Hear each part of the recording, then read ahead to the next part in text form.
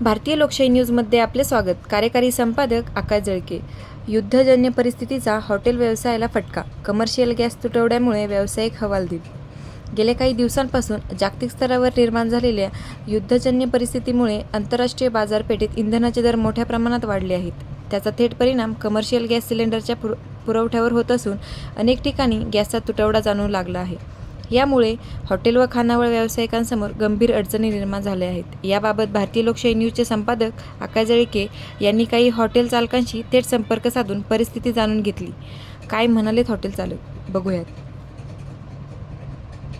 असं जाहीर केलं की अंबड शहरात सर्व हॉटेल चालकांनी कमर्शियल गॅसच वापरला पाहिजे, परंतु माननीय तहसीलदार साहेबांना ही माहिती असायला पाहिजे, कारण की पुरवठा विभाग त्यांच्याकडे आहे, जिल्हा पुरवठा विभाग आहे, कलेक्टर साहेब आहेत, यांना माहिती असायला पाहिजे की अंबड शहरात जवळपास 8 दिवसापासून कमर्शियल गॅस नाही आणि कमर्शियल गॅस नसल्यामुळं आम्हाला इलेक्ट्रिक शेगडीवर हा चहा बनवायची वेळ आलेली आहे आणि नाश्ता वगैरे तयार करण्यासाठी आमच्याकडे कमर्शियल गॅस नसल्यामुळं आमच्याकडे फक्त आता सध्या चहावरच भागावं लागत आहे। काही नाश्ता वगैरे आम्हाला काही तयार करता येत नाही।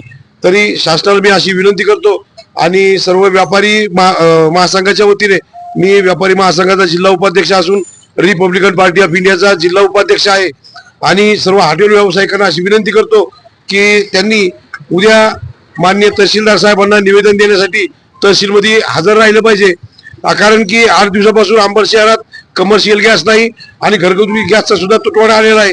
त्याच्यामुळं शासनाने लवकरात लवकर अंबड शहरवासियांना, हॉटेल व्यावसायिकांना कमर्शियल गॅसची उपलब्ध करून द्यावी